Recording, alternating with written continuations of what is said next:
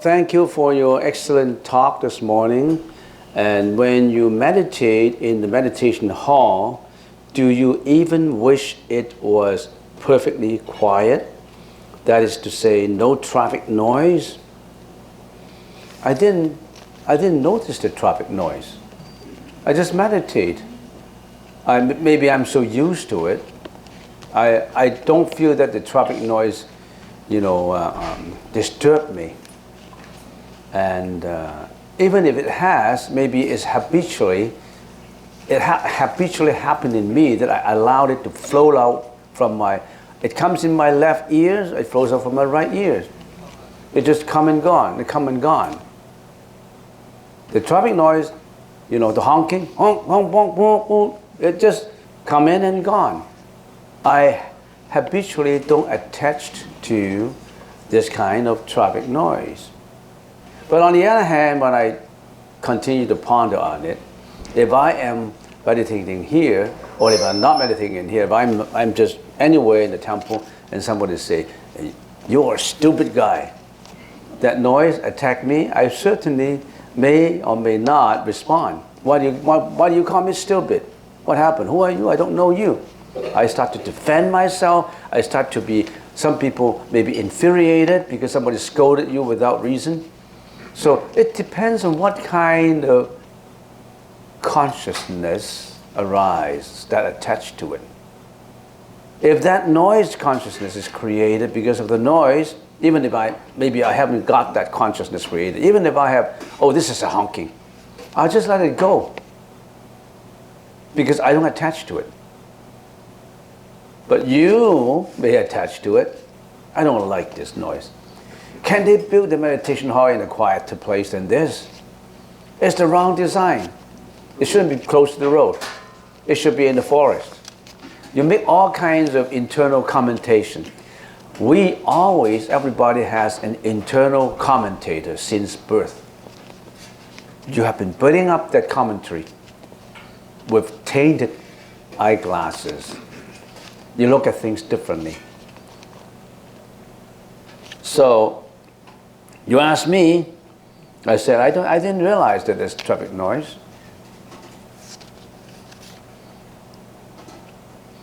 Do you even wish it was perfectly quiet? Well, practically, it does not matter how I wish, it's been built like that. So how do you wish? But spiritually, I must confront all kinds of situations, right, in life. Nothing is perfect.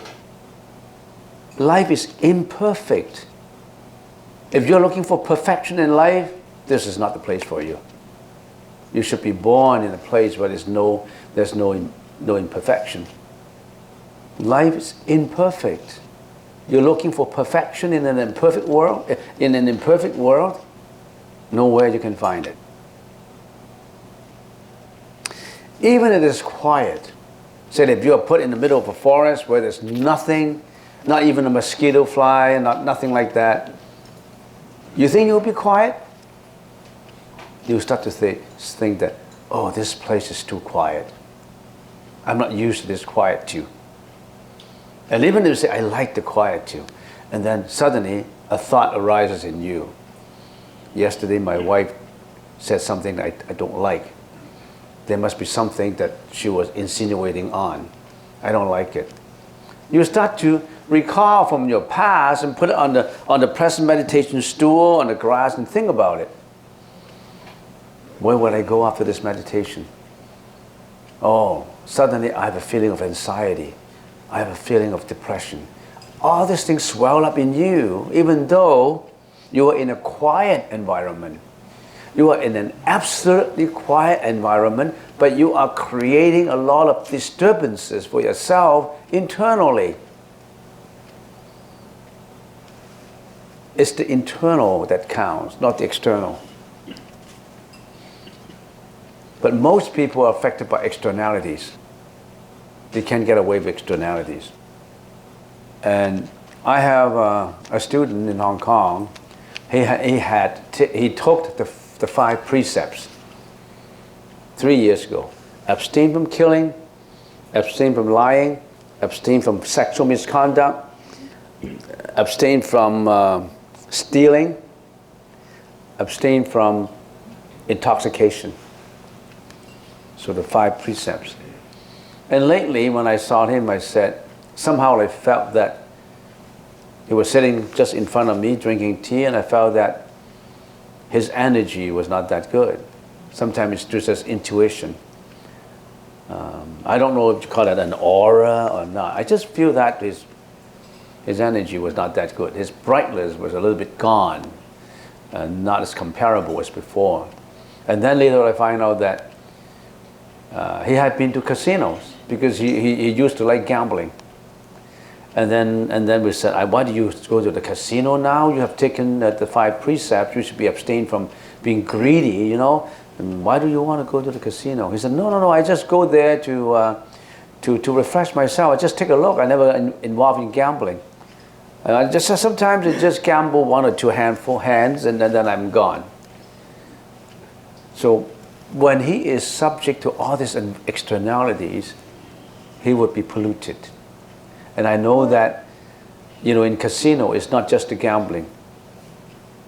As a man sitting in a casino table and looking around and watching and all these, there are ladies around, you know.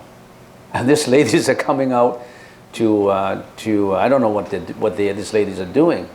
They're striking conversations and all kinds of people in the casino. And you are subject yourself to a lot of repercussions. So, if you cannot control yourself, if you are in an atmosphere of casinos, you will get into wrongdoings. So the most important is your mind, internally. If you can build up an internal force inside of you, you can defend external forces.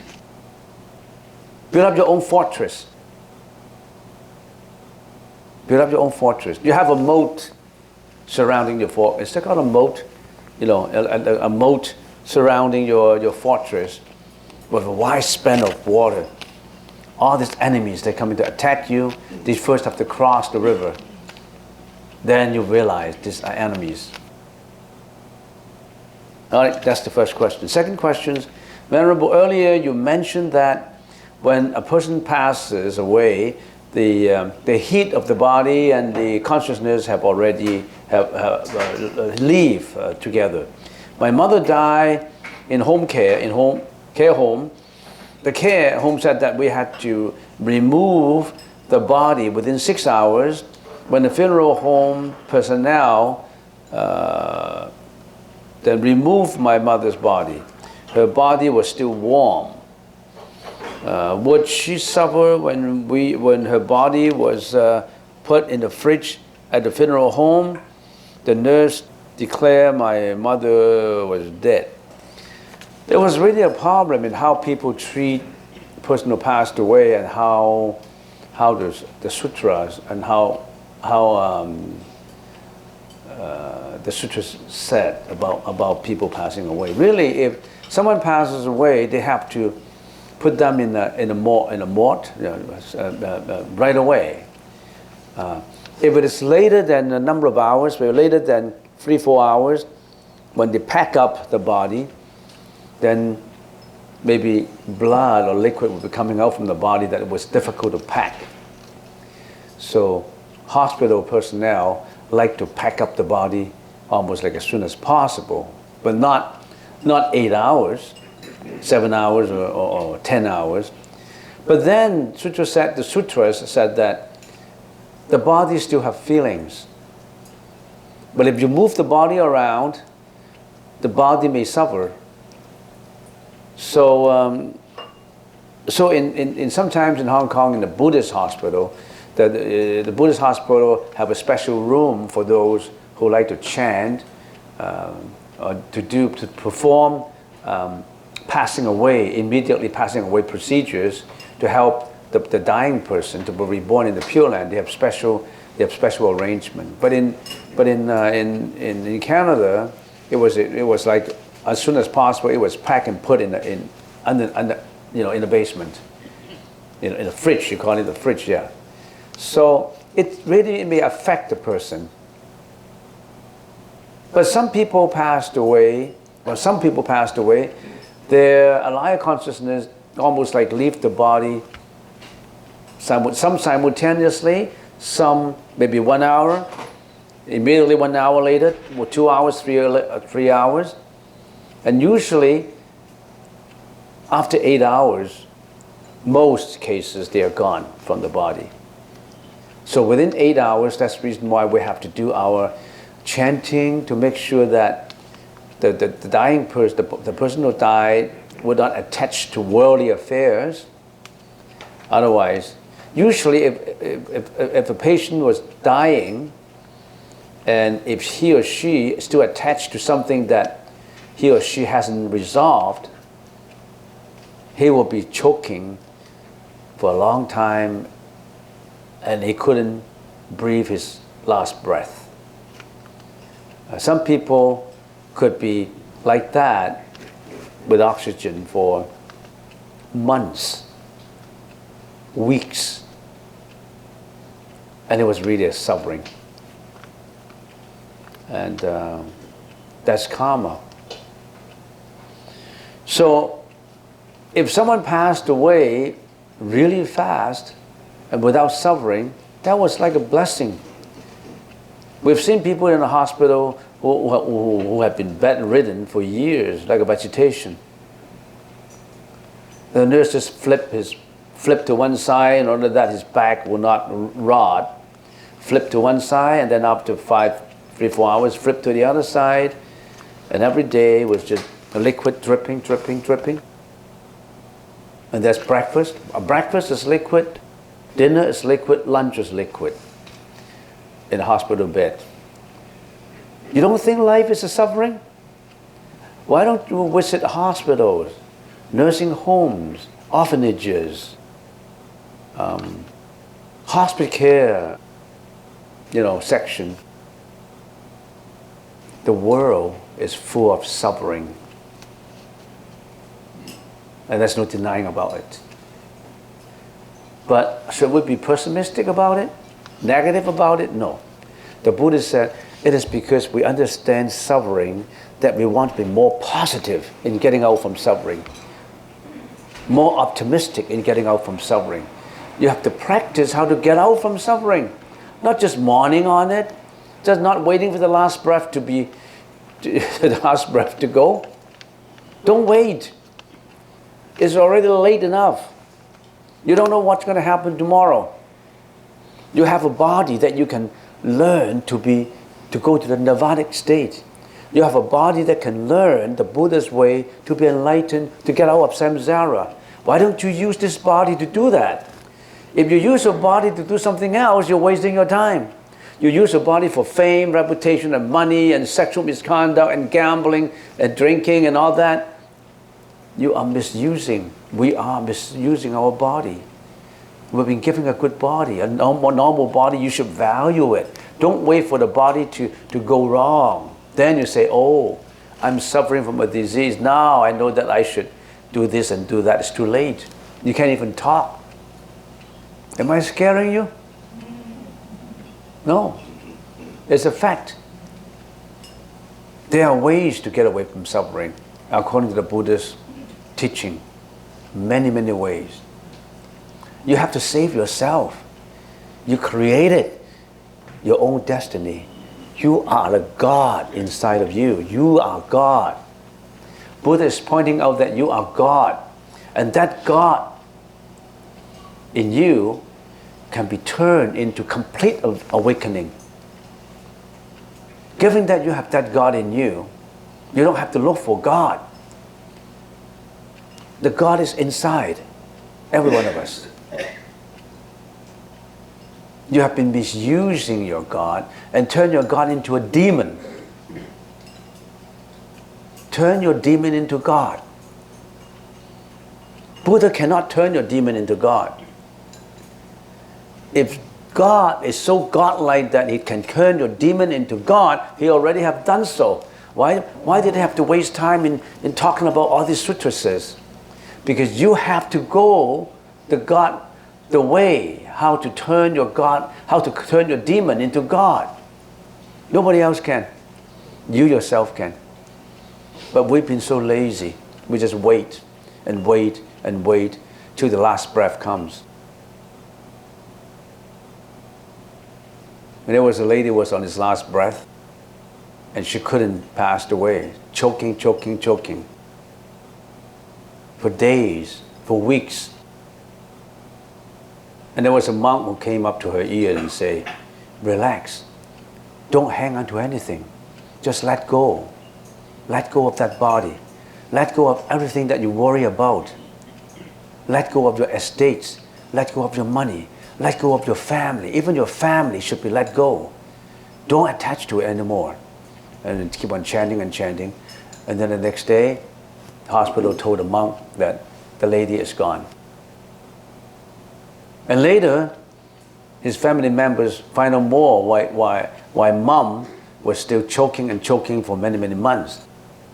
She had keys to her deposit box. And she had all the title and the land titles, the deeds, the diamond rings, the luxuries, everything in the deposit box. And she forgot to tell her daughter where she put her key, where she put her all information. He was thinking, gee, I lost all these things. I couldn't talk now. I couldn't tell my daughter where the key is. And it's because of that she couldn't pass away, and she suffered for months. Just one thought. Abandoned the thought. Let go of the body. You have no choice at that time. You have a choice when you're living. When you're dying, you have no choice. You will be pulled into where your samsara leads you to. While you have a choice, don't waste it. Don't waste your time. We shouldn't waste our time. What are you wasting our time on? Which party are you going tonight? What are you doing this evening? All right, final question. I noticed that each monk and nun wears a variety of the same colors. What does this mean, and what can I do on a daily, simplistic basis? I want to grow the love, respect, and compassion for the world. That's a good idea. Why do we our clothes dress a little differently? Because as long as it's within the same color, more or less, sometimes we have some flexibility. If it is gray, some darker gray, lighter gray, and it does not matter on the outside. If you see monks in the street wearing like the most, the monks for monks, they could be fake monks. When you don't look at the surface, don't worry about the colors. They're not the outside. The outside sometimes is a camouflage for people who fake it. Don't believe in anything on the outside. Look at the inside. Look at the inside. Not every monk is a true, authentic monk, Don't get cheated.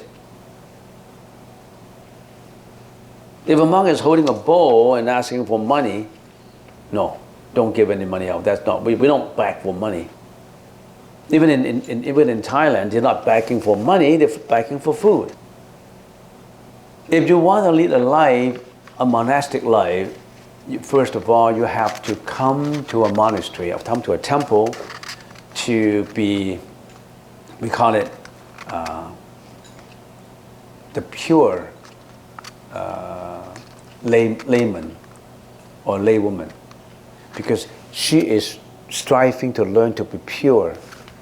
You have to be here for 3 months at least, sometimes maybe 6 months, 1 year, to live the monastic way, to see how the life is carried out. And then the monks in the temple would supervise and watch how you're doing, and you also watch whether this is a temple that you should go to. And you live in a temple with the permission, of course, of people in the temple, but the monks and nuns in the temple, that you live that way and see if you're used to it. See if that's the way that you want. A way that is always practicing the Buddha's teaching. Not just practicing it to enlighten yourself. Practice it to enlighten all others. Being a nun or a monk is not just looking at yourself.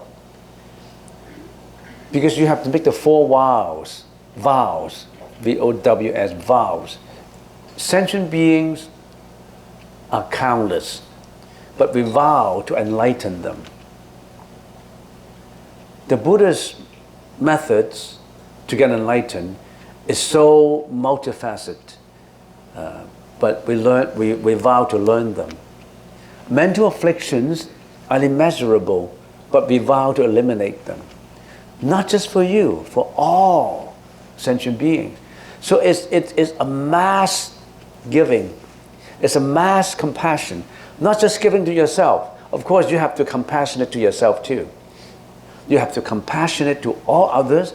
If you're compassionate to all others, automatically that compassion would repercuss back. The repercussion will throw back to you. But you consider others first. To be a monk or a nun, it's not just looking at a simple life where you enjoy the quietude, you think the solitude. It's to give out your compassion. By giving out the complete, altruistic, unconditional compassion, you attain nirvana. There's so many ways to attain nirvana, awakening. By giving, the most perfect giving, actually you're arriving at nirvana. By tolerance at the most tolerance level, you arrive at nirvana. There's so many ways to get to nirvana, but you have to learn it. You must have a mission of compassion, giving, not just receiving. So there's so much to learn in the monastic life. So much to learn. But you must be willing to go through the 6 paramitas. You must learn the 6 paramitas to lead a monastic life. One of these 6 paramitas, the first and the foremost is compassionate giving. The second one, morality. You must observe all the precepts of a monk or a nun or a layman. All the precepts. The monks have 250 precepts to conform to. The nuns have 348 precepts to conform to. The ordinary laymen and lay people will have 8 precepts, 5 precepts to conform to obey, to observe. So the second one is morality, observance of precepts. Abstain from bad deeds and only do good deeds. The third one, endurance or a tolerance. You have to put up a high level of tolerance. Tolerance not only physically, but also in the mind. Because when you interact with the Sangha members, everybody have different personalities. Some people, we are still practicing. It's not just a monk or a nun is a perfect person with all pure senses. No, they're still learning. They are just concentrate in the learning. And you could be concentrating in money making, raising a family, doing your job, going to casino. You are concentrating in temporal affairs. Temporal affairs that lead you to go into what? Not enlightenment, not enlightening. But we gear all our efforts in enlightenment. We don't want to waste time.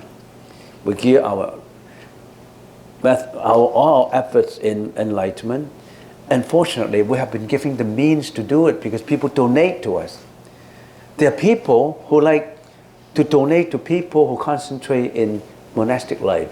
So they give all these means for us to eat, to have a place to live. So if people are compassionate in giving us, all these means to live, we value them. We must practice.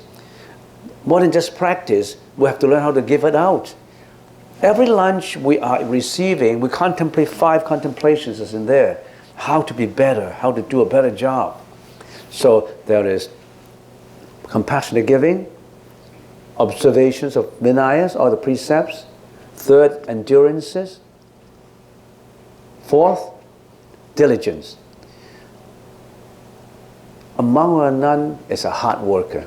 Don't think that every day you're meditating is so peaceful, you're in that meditation hall, it's so peaceful, nobody disturbs you. Being a monk or a nun, we really work. We really have to concentrate in working and learning. It's a 7-day week. I've been working 7 days per week for 38 years. Imagine, you got 2 days off. We don't have any day off, you know. We plan to reform. We want to have a day off every 2 weeks. So we don't have any day off, but we're happy with it. We like it. But for some beginners, they may not be used to it, and we like to give them a cushion. So we work every day, and we feel happy giving out. You know, every day we work, we give out. We think of giving a missionary function out to the world. And then meditation, concentration of vipassana. And then wisdom.